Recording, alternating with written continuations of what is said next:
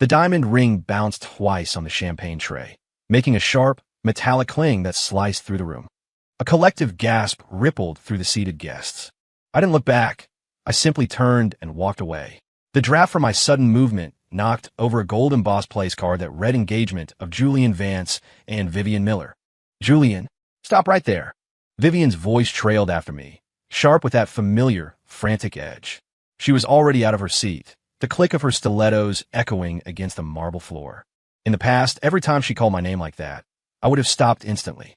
I would have turned around and opened my arms, waiting for her to come to me. But today, my legs felt like they were cast in lead, heavy, sinking, yet relentless.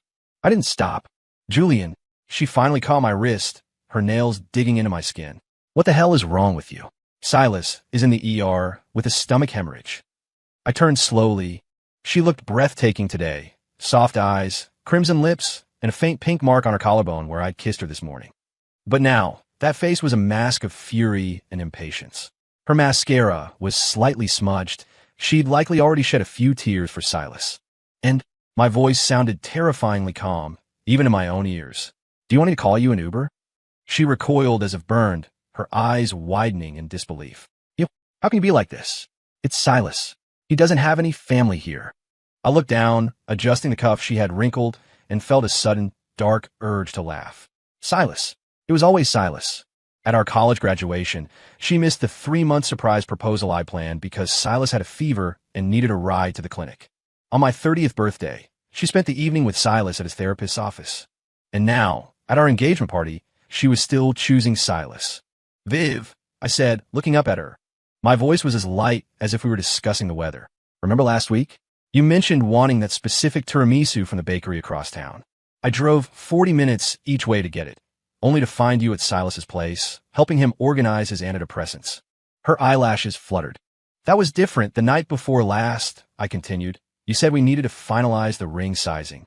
You had me wait at the jeweler's until they closed. The clerk told me later she saw you helping Silas into the urgent care clinic next door.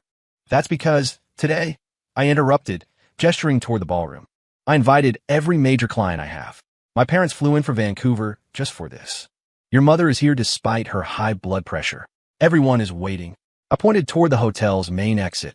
And now, for Silas's stomach ache, you're ready to toss 2 years of a relationship and the expectations of everyone in that room into the trash. Her lips began to tremble, and large tears rolled down her cheeks. In the past, seeing her cry would have torn my heart out. Now I just felt exhausted. Julian, she reached for my hand. Silas is really sick. I promise this is the last time. I slowly pulled my hand back. Reaching into my inner vest pocket, I pulled out a velvet box and flipped it open. The twin platinum bands caught the light, their inner engravings bearing our initials. Choose, I said, holding the box out. Go back in there now, and I'll pretend this never happened. Or, I tilted my chin toward the doors. Go find your Silas. Her tears fell onto the velvet. Her hand hovered in the air, shaking. I watched her and suddenly remembered our first date. She had been exactly like this, indecisive between the strawberry shortcake and the matcha tart. I had chosen the strawberry for her. She had smiled so sweetly then, telling me she loved it when I made the decisions. I have to go. Her hand finally drifted toward the exit. Silas, he got it. I snapped the box shut and turned toward the ballroom. Julian, what does that mean? She cried out behind me. I didn't look back. I just raised a hand in a dismissive wave. Your Uber is outside. I sent the plate number to your phone. When I pushed open the double doors, the luxury ballroom was as silent as a tomb. I walked up to the podium and adjusted the microphone. Thank you all for coming on such short notice, I said, my voice projecting with chilling clarity. The engagement is canceled. The bar and the buffet are paid for. So please, help yourselves. My mother stood up from the head table, looking like she wanted to scream, but my father pulled her back down. As I walked off the stage, the room erupted in a chorus of notification pings. It seemed Vivian had already sent out a mass explanation text from the back seat of the Uber. She was nothing if not efficient. I finished half a pack of cigarettes in the hotel's fire escape. My tie was loosened, my jacket draped over one shoulder, and my phone wouldn't stop vibrating in my pocket. I didn't need to look to know what the messages said. Friends telling me to keep my head up, people cursing Vivian's name, and the vultures looking for gossip. The top notification was a voice note from Vivian. I tapped it. Her sobbing voice echoed through the empty concrete stairwell. Julian, Silas is actually throwing up blood. Where are you? I need you. I stared at the screen until it went black. In the reflection, I saw my own face, eyes bloodshot and hard. It turns out that when you hit peak fury, you really do start to laugh. She needs me. Need me for what? To help her take care of the man who has spent 2 years wedging himself between us. Forget it. I didn't want to say it, hear it, or deal with it. The moment she stepped out of that hotel, we were finished. At 3:17 a.m., I stood on my balcony and watched the moving truck pull out of the complex. My phone lit up, Vivian's 17th missed call. I opened my contacts, lingered on the name Viv for 2 seconds, and then hit delete. A text popped up on WhatsApp. Julian, please pick up. I'm outside your building. I walked to the window and peeled back the curtain. There she was, standing under a street lamp in the pale pink gown from the party. She had taken her heels off and was clutching them in one hand. The late autumn wind had turned her hair into a bird's nest. She looked pathetic. In the past, if she had shown up looking like that, I would have sprinted downstairs to wrap her in my coat. Now, I just found it laughable. How does someone who abandons their own engagement for another man have the nerve to play the victim? The phone buzzed again, a long voice note. I didn't play it. I just hit transcribe to text. I know you're mad. Silas is stable now. Can we please just talk? I really need you. Need me? I scoffed, flipping the phone to airplane mode. Need me to be the backup. Need me to always come in second to Silas. Need me to sit around like an idiot waiting for her to throw me a scrap of attention? The bathroom mirror showed the red in my eyes. I splashed cold water on my face. When I looked up, I saw her hair tie hanging on the edge of my toothbrush cup, pale blue with a little rabbit on it. She'd left it during her last stay, saying, just keep it here. I'll need it next time anyway. I grabbed the hair tie and threw in the trash, along with her makeup remover, her spare contact lens case, and the lipstick that always ended up smearing my pillows.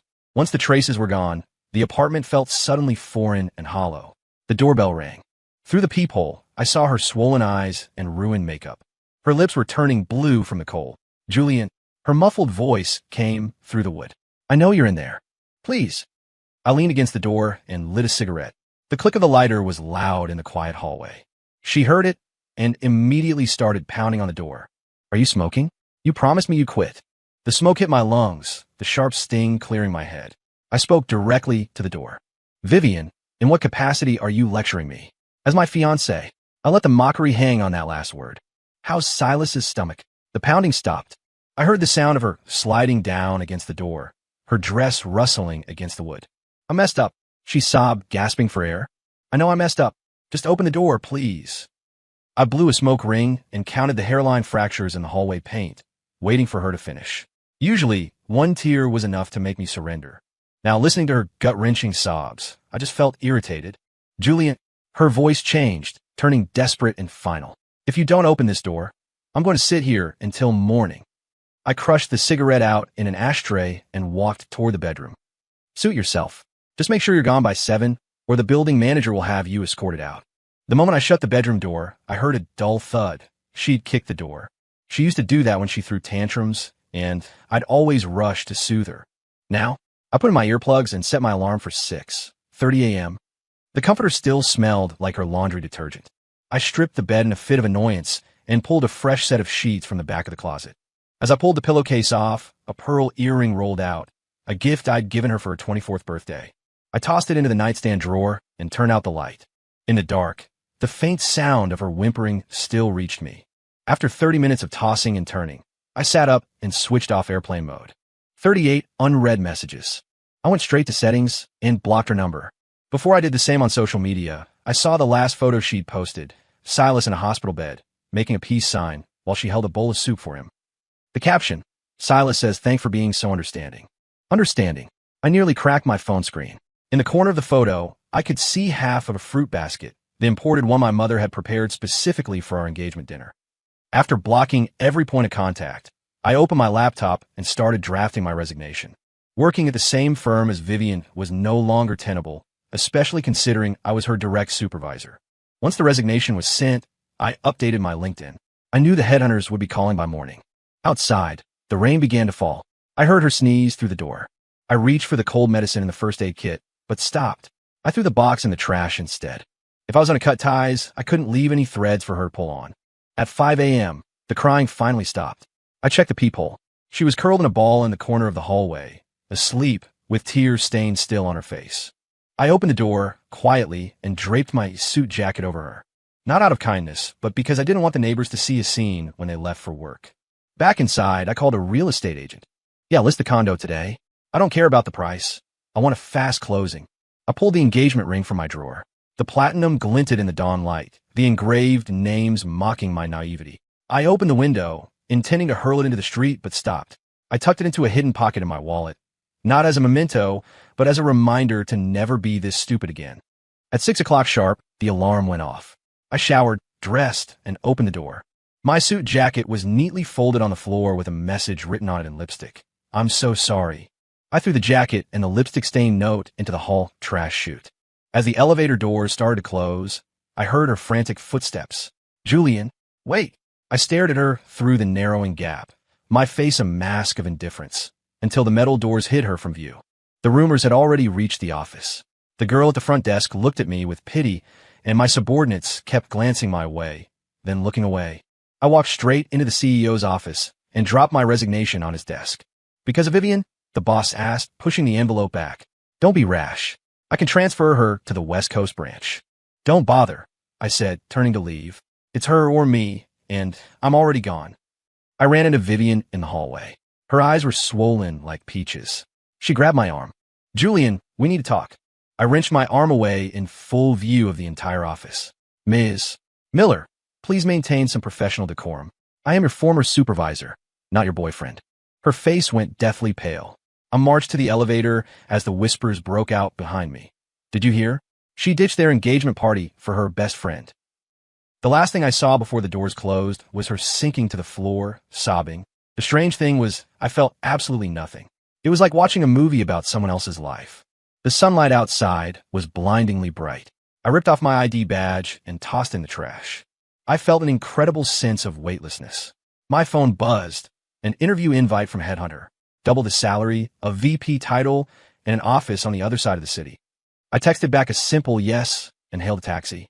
In the rearview mirror, I saw Vivian stumble out of the building, chasing the car until she was just a small speck in the dust, finally disappearing as we turned the corner. Where to? The driver asked. I rolled down the window, letting the wind blow away the last of the lingering thoughts. Just keep driving forward. Forward was the only way to go. No looking back. The light was ahead.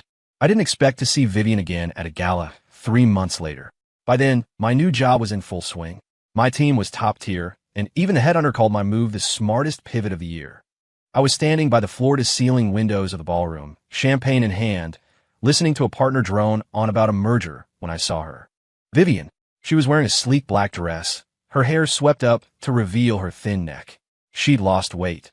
Her collarbones were more prominent, and the gold chain on her wrist was the one I'd bought her last year. She saw me too. She froze, her eyes lighting up for a split second before the glow died out. She hesitated, then walked toward me. Julian, she said softly, as if afraid to break something. What a coincidence.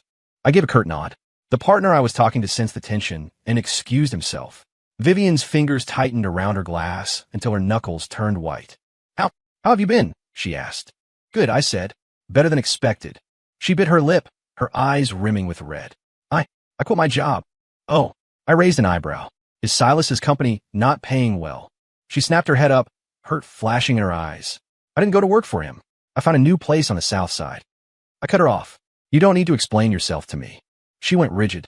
After a long pause, she whispered, I just wanted you to know that he and we aren't in touch anymore. I let out a short, dry laugh and swirled my champagne. Is this a confession, Vivian? She turned ghostly pale. I want you to know that I regret it. Regret. I looked her in the eye, enunciating every word. Regret leaving me at our engagement? Regret choosing Silas every single time? Or do you just regret realizing how much I actually did for you now that I'm gone? A tear finally escaped, hitting the rim of her glass. Everything. I regret all of it. I watched her cry, but there was no spark of empathy.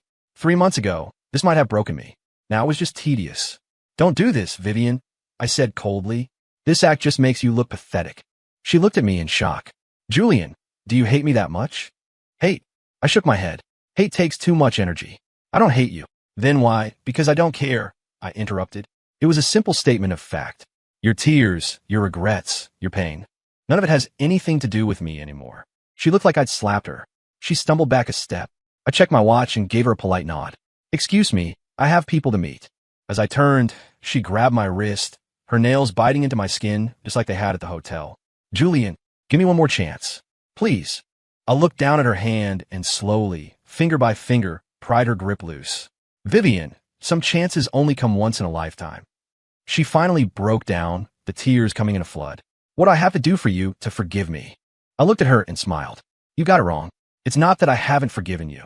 It's that I've already forgotten you. I walked away without looking back. Outside the ballroom, the night air was refreshing. I pulled out my phone and deleted a dozen unread messages, all for Vivian. It was a nuisance. I left the party early and drove back to my apartment. At 2 a.m., my phone rang. A random number. I declined it and tried to sleep, but it rang again 3 seconds later. Julian, Vivian's voice was weak. In the background, I heard the faint wail of a siren. I'm at the hospital. I sat up, my hand reflexively gripping the sheets, but I forced myself to go cold. Wrong number. Wait, she shrieked. I took a bottle of sleeping pills. The doctors are going to pump my stomach. I'm so scared. Can you please come? No, I said. Vivian, whether you live or die has nothing to do with me. I heard muffled sobbing and a nurse's voice. Ms. Miller, please cooperate with the treatment. I scoffed. Nice performance. Do you need me to call Silas for you? I'm not acting, she screamed hysterically. I really took them. The doctor said I could die. Julian, if I actually die, won't you regret it? No, I said evenly. If you die, I'll send flowers to your grave and go on with my life. The line went silent for several seconds. Then she whispered, You're heartless. We're even then. I hung up and blocked the number. The rain intensified outside. I stood by the window with a cigarette, my hand shaking slightly. Would she really do something that's stupid? Not my problem. I crushed the cigarette and went back to bed. But every time I closed my eyes, I heard her weak voice and the sirens. Damn it. 30 minutes later, I was in the ER. Vivian was on a gurney, skin like paper, and 4 in her arm. When she saw me, her eyes lit up and she struggled to sit up. Stay down. I stood at the foot of the bed, keeping my distance. What did the doctor say? She gave a weak, triumphant smile. I knew you still cared. I just don't want to be legally liable, I said. What did you take? How much? She looked down, her voice a mumble. Half a bottle of Ambien. But I threw most of it up. I stared at her for a moment, then started to laugh. Your acting really has improved, Vivian. What? I stepped forward, yanked the blanket back, and pulled a blister pack of pills from her hospital gown pocket. Only 2 were missing. Half a bottle? Really? Her face turned a deep, shameful red. I just wanted to see you. You threatened suicide to get me here? I threw the pills at her. When did you become so desperate? She started shaking, tears fat and heavy. I didn't know what else to do. You blocked me everywhere. You moved, you changed jobs. Your parents won't tell me anything. I couldn't find you, Julian. I couldn't find you. So you did this. I leaned over her, my voice low and dangerous. Vivian, let me say this one last time. Stop bothering me. You're making me sick. She suddenly lunged forward, grabbing my collar and trying to kiss me. I shoved her back hard and wiped my mouth with the back of my hand. Are you insane? Yes. I'm insane, she screamed. I can't live without you. Julian, look at me. Please just look at me. I backed away and turned for the door. She shrieked behind me. If you walk out that door, I'm jumping off the roof. I didn't even pause as I pulled the door open. Be my guest. In the hallway, the nurses were whispering. I walked straight to the station. The patient in bed 7 has suicidal ideation. I suggest a psychiatric hold. The sun was coming up as I left the hospital. I took a deep breath of the metallic, morning air. 3 days later, Silas cornered me in the lobby of my office building. He looked like hell. Dark circles under his eyes, unkempt hair. He grabbed my lapel. Julian, what the hell did you do to Vivian? I knocked his hand away. Didn't she tell you? She put on a little suicide performance to try and win me back. Silas's expression shifted. She did that because of you. Stop pretending to be the hero, I said. Weren't you the one who was so good at acting fragile for her? Now that she's actually losing it, why aren't you with her 24/7? He looked away. We aren't. Like that. Like what? I mocked. Have you slept with her yet? Silas lost it and swung a punch. I stepped aside, caught his arm, and slammed him against the wall.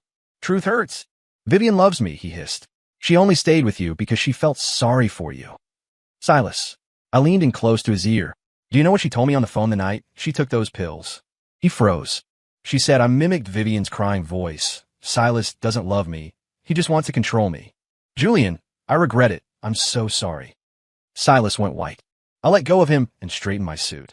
Whatever is going on between you two, keep me out of it. As I walked away, I looked back and grinned. By the way, she really needs someone to comfort her right now. Isn't that your specialty? I was being cruel, I knew. I've never claimed to be a saint. I just know how to play the game. And the real show was just beginning. That night, Vivian called from a new number. Julian, Silas came to see me. He said you told him. I told him the truth. I said, did I ruin the romance?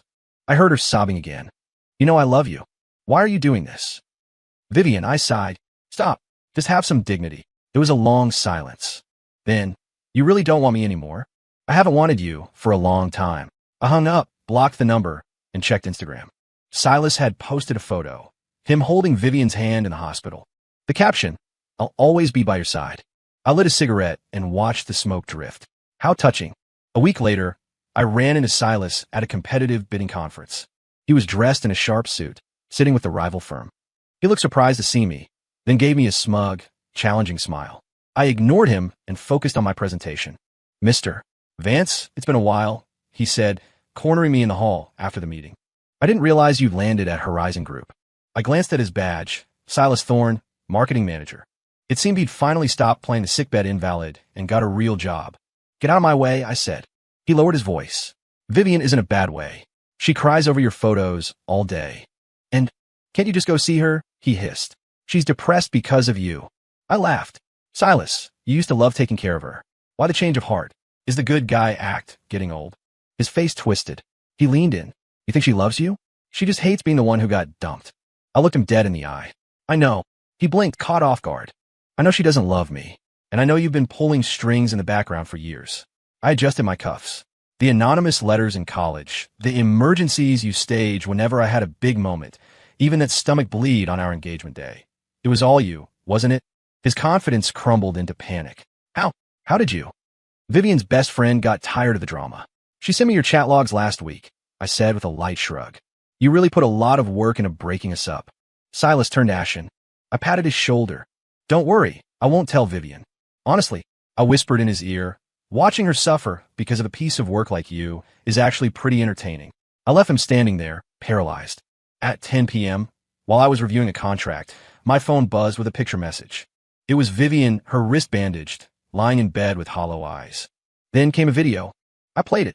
Vivian was hysterical, screaming, "Get out, Silas. This is all your fault. I want Julian. I want Julian." Silas's voice came from off camera. He doesn't want you, Viv. I'm the only one who actually cares. The video cut off. I stared at the screen for a long time, then dialed Vivian's mother. Mrs. Miller, Vivian needs professional help, I said. I've sent a list of recommended psychiatrists to your phone. I hung up and blocked that number too. A month later, I saw Silas's name in the news. He'd been arrested for corporate espionage and embezzlement. That same day, Vivian's mother came to my office. Vivian is in the hospital again, she said, handing me a letter. The doctors say it's PTSD. That boy Silas. He was drugging her. I frowned. Drugging her? The police found out he was slipping hallucinogens into her drinks to keep her emotionally unstable. Mrs. Miller sobbed. He confessed. He said he wanted her to feel like she couldn't survive without him. I took the letter, but didn't open it. Mrs. Miller, let the past stay in the past. I handed it back. I hope she recovers. Can't you just? No, I said. Vivian and I were over a long time ago. When I got home that night, Vivian was standing outside my door. She was terrifyingly thin, her wrist still bandaged. She looked at me, her eyes lighting up. Julian. I walked right past her. I know I was wrong, she cried, grabbing the hem of my coat.